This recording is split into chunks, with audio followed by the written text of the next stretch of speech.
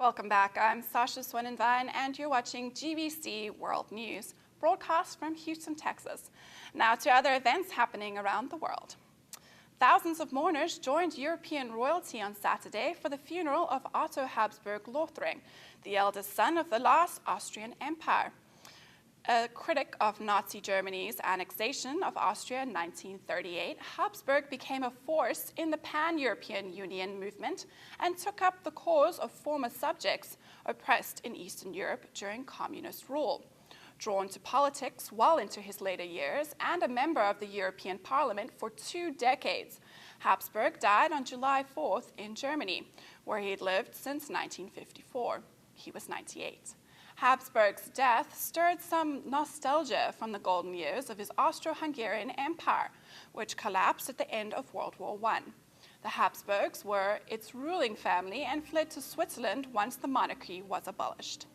Habsburg-Lothringen officially gave up his claim to the throne in 1961 and was allowed to return to post-war Austria only in 1966, after years of political and legal wrangling. Thousands packed into the cobbled square to watch the ceremony broadcast on large screens. Members of historical societies wearing traditional uniforms and carrying embroidered banners mingled with the mourners. Inside the cathedral, family members bowed before his coffin, the woman veiled in lace. King Carl Gustaf and Queen Sylvia of Sweden attended the service, alongside members of royal families from Luxembourg, Liechtenstein, Belgium, Spain, and Britain. Habsburg's body will be placed in the imperial crypt in Vienna, where dozens of his ancestors lie. His heart will be buried in the Abbey of Pannonhalma in western Hungary. German Foreign Ministers Guido Westerwelle joined the Mexican counterpart, Patricia Espinosa, at a news conference on Friday to stress the European country's continued commitment to Mexico as it struggles with spiraling drug violence and a fragile economy recovering from a deep recession.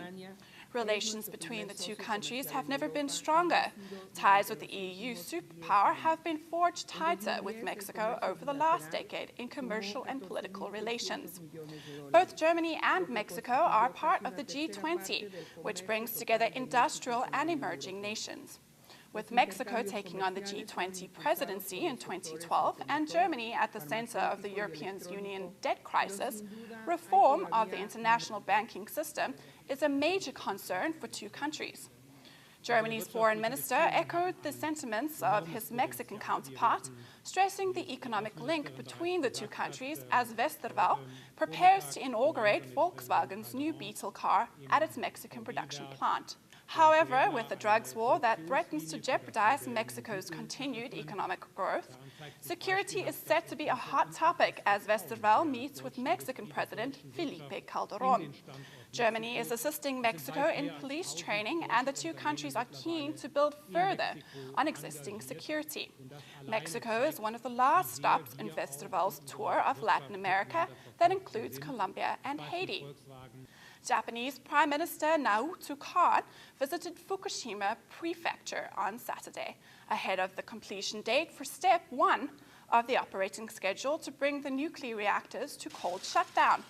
The Fukushima plant is still leaking radiation 4 months on from the nuclear accident. Kan said workers were on track to achieve a target of stable cooling of the reactors by mid-July, and that the government hoped to move forward its deadline of putting the crippled reactors into cold shutdown by January. On a day trip to Fukushima Prefecture, Kan first entered the 12-mile evacuation zone and visited J Village, just inside the zone, a sports facility serving as the headquarters for emergency teams trying to cool the 6-reactor Fukushima Daiichi plant. He offered encouragement to workers at J Village and later visited Koriyama City to meet with local leaders and explain the situation at the nuclear plant and the latest containment strategies.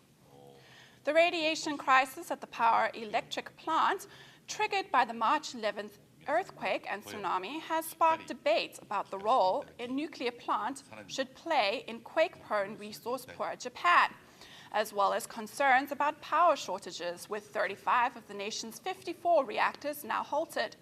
Nuclear energy accounted for about 30% of Japan's power supply before the March 11th disasters crippled the Fukushima plant, 150 miles north of the capital. That ratio slipped to 18% in June. Khan, who has come under fire for his handling of the nuclear crisis, has defended his introduction of stress tests for reactors to soothe public safety concerns, and he apologized for the apparent abruptness of the move. Venezuelan President Hugo Chavez arrived in Cuba late on Saturday for an unknown period of time to undergo chemotherapy. Cuban President Raúl Castro and Cuban Foreign Minister Bruno Rodriguez were on hand to greet Chavez and his daughter as they stepped off the plane at Cuba's José Martí International Airport. 56-year-old Chavez flew to Cuba after a busy day in Venezuela, where he delegated to subordinates limited powers that included budgetary matters.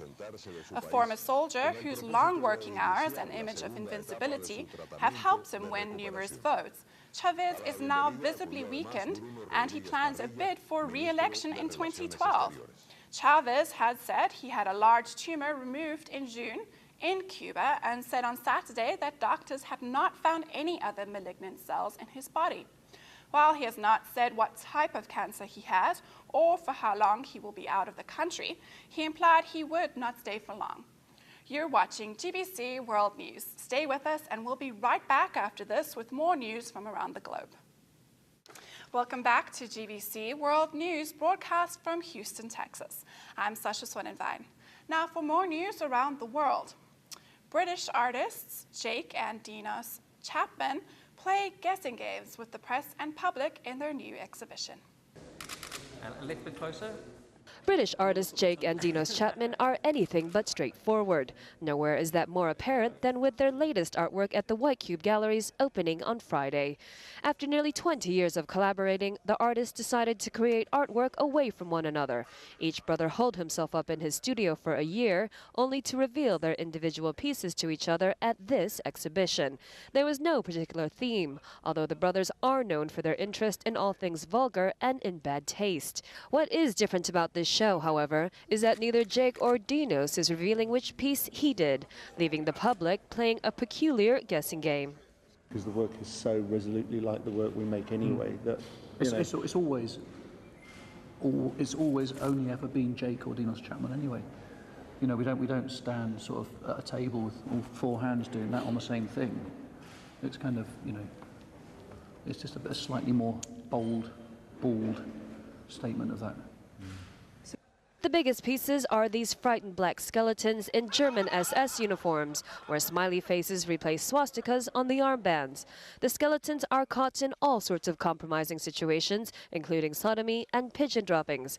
There are also sketches, specifically devious animals coming to life with Connect the Dots and the infamous prized Goya etchings defaced. The Chapmans joked about the best thing about working alone. it was nicer. Less of the chat, less of the incessant sort of nagging and the ridicule and the humiliation. Can I go home now? Yeah. Why do I bother? The exhibition, titled Jake or Dinos Chapman, will be at both the White Cube Galleries in Hoxton and Mayfair until September 17th. A Taiwanese textile company is using waste coffee grounds to make an environmentally friendly fabric that dries fast and controls odors. Coffee is one of the most popular drinks in the world, and all that consumption leaves tons of used coffee grounds. Taiwan alone produces an estimated 30 tons of coffee ground waste every day, but one company in New Taipei City is putting those discarded grounds to use. Xingtech's technical fabric is making material which comprises 2% coffee ground nanoparticles. Why? Because the grounds are known to eliminate unwanted odors, and the company's new fabric, called Ice Cafe, is no different. General Manager at Xingtech, Jason Chung, says that's not all the material does. Its most important functions are: 1. It absorbs water and dries fast. 2. It has a deodorizing function, or the odor control function. 3. It blocks harmful ultraviolet rays. And 4. It reduces harm to the environment. These are the four major functions. It can be applied to different outdoor sports, indoor renovations, and other areas of home living. 以及室内的装修，以及你家居的这种生活都可以用得到。 Chang got the idea from his wife, who noticed people collecting coffee waste from shops to use as odor neutralizers in their homes. 发现咖啡渣其实它本来就是生活的用品。 I discovered the use of coffee grounds because it is something we encounter in our daily lives when we drink coffee. But I learned of its deodorizing properties and decided it would be a pity to waste that. After my wife told me about it, I gathered our group of researchers to start with this creative project inspired by our daily lives. With continued effort, we succeeded in using the idea in our area of expertise, which is textiles. Chang has invested almost $2 million to develop the material, and it seems to be paying off. Major clothing brands like Timberland and New Balance are already using the fabric. Chan hopes others will wake up and smell the coffee.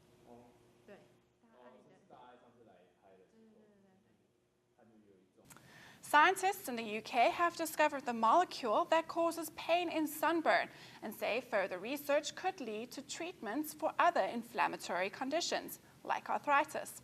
The researchers from London's King's College University found the protein after experiments exposing rats and humans to the same kind of UVB radiation that causes sunburn.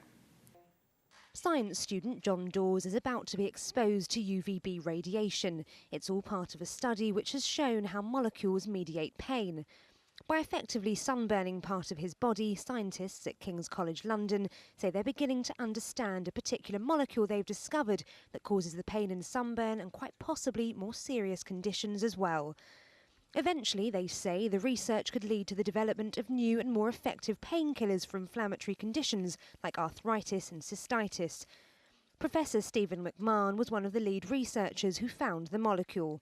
We induced sunburn in small patches of skin in healthy volunteers, patches 1 or 2 centimetres square.